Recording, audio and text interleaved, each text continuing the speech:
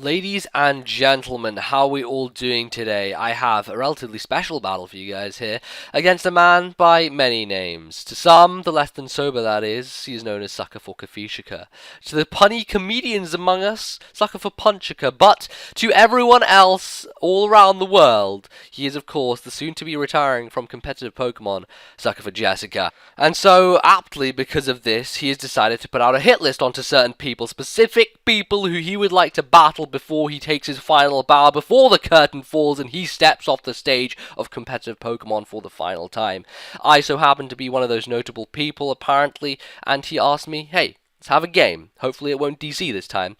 What do you want to do? I said Ubers. He said, okay, let's roll with it, and here we are. So, I have Sun, he has Sun, mine's more offensive Sun, and his is just a mix, a bag of dudes.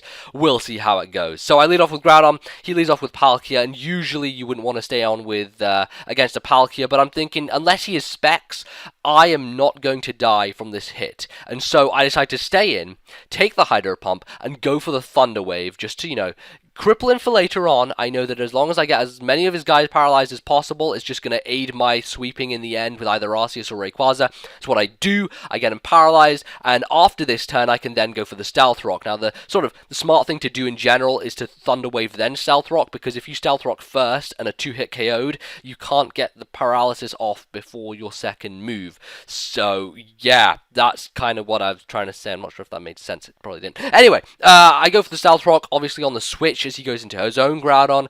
Maybe he could have stayed in with Palkia and taken me out, but I guess he decided it would be better for him to go into Groudon and get rocks up on my side of the field as soon as possible, because I do have Reshiram, I do have Ho-Oh, and both are very susceptible to the rocks. So I'm going to go into Reshiram now, of course. I'm thinking, Specs Reshiram, max speed, I'll be able to outspeed this Groudon, it's Stealth Rock, it's normal variant, I'll be able to kill it with a Fusion Flare easily. He outspeeds me. He outspeeds me, and I'm like, what the fuck just happened? Because I honestly did not expect that at all. Apparently, he's running max speed Groudon, and I just lost a speed tie, because Reshiram max speed and Groudon max speed, they're both the same speed, dude, which means that he wins the speed tie. I am demoralized as hell, and for that reason, I just go into Dialga to try and kill him with a move. Fire Blast doesn't end up killing him, and I'm thinking, maybe I can live an Earthquake so I can 2-hit KO him? No, I can't. And then it's a crit, so I was like, oh, well, this is delicious right here. I've lost 2 massive threats on my team within, the first 3 turns, and things are not looking up whatsoever. Stealth Rock's on the field, Ho-Oh's going to get destroyed on the switch-in, and I just don't see a good way out right now. I'm thinking, wow, I'm going to get smashed right now. So let's just try and save some face, kill as many of his pokes as I possibly can, maybe use Groudon to paralyze stuff, I don't know, but take out the Groudon with Sacred Fire. I didn't want to roost because he may have just Dragon-tailed me or even Earthquake predicting that. So I just kill him straight up and decide to just leave Ho-Oh here as death fodder, because obviously him bringing in Zekrom signals and it's a Scarf Zekrom, and I'm probably going to die.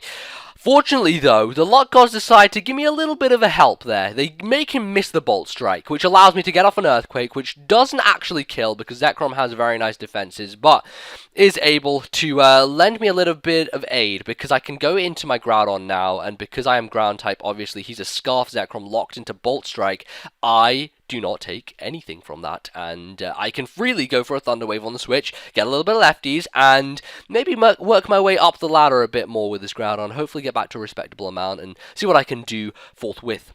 So he switches out, and he goes into his Frost last, and that thing is going to get paralyzed as soon as it switches in, takes a lot of Stealth Rock damage, which is nice, and I'm thinking, you know what, Frost last, it's cool in Ubers because it's fast, and it has Dual Stab that actually functions really well in Ubers. Ice is great because of the dragons, Ghost is great because there's Ghost Arceus and Giratina running around, so that's cool. There's also a bunch of Psychic types, so it makes sense for it to be used in Ubers, but I thought he'd be running a more offensive set, because it outspeeds a lot, and he's not. He's running a defensive one, which means he can take an Earthquake and live with a tiny minuscule smidgen, which fortunately though means that I can take his hit, because he has Icy Wind as opposed to Ice Beam, I think, which doesn't kill Groudon. I live on 71, and now I can essentially just go for another Earthquake, take him out, and really just finish things off. So that's what happens, although it doesn't, because he switches to Zekrom as Death Fodder instead. I guess he wants to sacrifice Frostlass at a later time.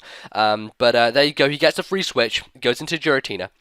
And this is where I start to play a little bit of mind games, because I know he's going to substitute. So I'm going to give him the impression that I'm just going for the last-ditch effort. I don't want him to have a sub-up after he kills me. So I'm going to just go for the Dragon Claw and make him think that, obviously, if he continuously subs up, I don't want him doing that. I want to get rid of the sub as quickly as possible, the Dragon Claw.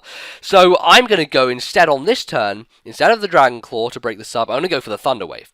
This is going to be very crucial for later on, because Giratina O is actually, I guess it's pretty quick, and it can outspeed some stuff. So getting it paralyzed as soon as possible is nice, and it means that, now I can sweep with stuff and not have the worry of being outspared, and the only thing I need to worry about is really Shadow Sneak. So there you go, able to not only eliminate the substitute, but also paralyze him in the process, and things are looking okay. Somehow Groudon is still alive. It's taken on the assault of a Frostlass. It's been able to, psych out a Giratina O, and I am very pleased with its progress so far. So he brings in Rayquaza, and Rayquaza is very scary. It's dangerous a lot of the time, and I don't want to switch because there's the potential that he could Dragon Dance or Swords Dance or do any kind of horrible, destructive things to me. So I stay in and go for the Thunder Wave, obviously just continuing the trend of paralyzing as many things I can, and he goes for the V-Create. So I'm thinking, okay, he has the attack drop from, actually, wait a second, damn it, I'm an idiot, V-Create doesn't drop your attack. This is why I'm an idiot, because I go into Arceus thinking that his attack has dropped from V-Create instead of his defense and special defense and stuff. Instead, I get hit with a full power V-Create, not in the sun, of course, because of Airlock, but it is no attack drop factored into it. There is Life Orb obviously factored in, but I take a full frontal assault, and that's something that I shouldn't have really taken. I probably could have just, I don't know. I honestly don't know, but I managed to kill him with extreme speed in the end. I die to Life Orb, and we're down to the wire here, because he has Palkia and he has Giratina. Both are paralyzed, and I, ladies and gentlemen, have Choice Band and Rayquaza. So this may be close. It depends on the critical hit ratio with Shadow Sneak and stuff like that, which I'm kind of hoping won't come into fact, because I should just be able to take one and kill him. But here we go. Palkia versus Rayquaza. I have Choice Band. I'm adamant. I'm max attack. There's no way this thing is going to live. It does, in fact, have a surprise up its sleeve, which is a Habanberry. And I was kind of a little bit scared of this, because maybe there was the chance that it could live, but no. No, it's a crit. And though you may think that crit matters, I have it on good authority from one Tony Flygon that Choice Banded Rayquaza doesn't give a fuck about Habanberries. He just says, no. No, Outrage kills you. That berry doesn't help you whatsoever. Maybe if you had an extra 700 HP, the berry would help you, but apart from that, no. A new. Choice Banded Outrage, ladies and gentlemen. Choice Banded Outrage. Takes down Palkia, takes down Giratina. I'm able to outspeed both of them. And Groudon's good laying the path for that final end game sweep was truly greatness stuff. Yes, now I can't even speak words. They're just flopping out my mouth. I hope you guys enjoyed that one. It was a very intense, short game, but it was a lot of fun, and I hope you guys go check out Kashif before he says his final goodbye. He's got some more dudes to play, some very good players that he's playing, so I would recommend going checking out his channel. He's a very funny guy, he's an awesome dude, and go do that and stuff. Otherwise, click on my other video, the previous one that you can click on, clickety-click right now, and will be taken to it in another window, because that's cool. Otherwise, like the video. You can like by hitting that button, and it's a button, so it's cool, and I like clicking things. Maybe you do as well. Yay. I'm done. I'm out. I'm finished. We're settled, and everything is complete. I'll see you guys next time. Goodbye.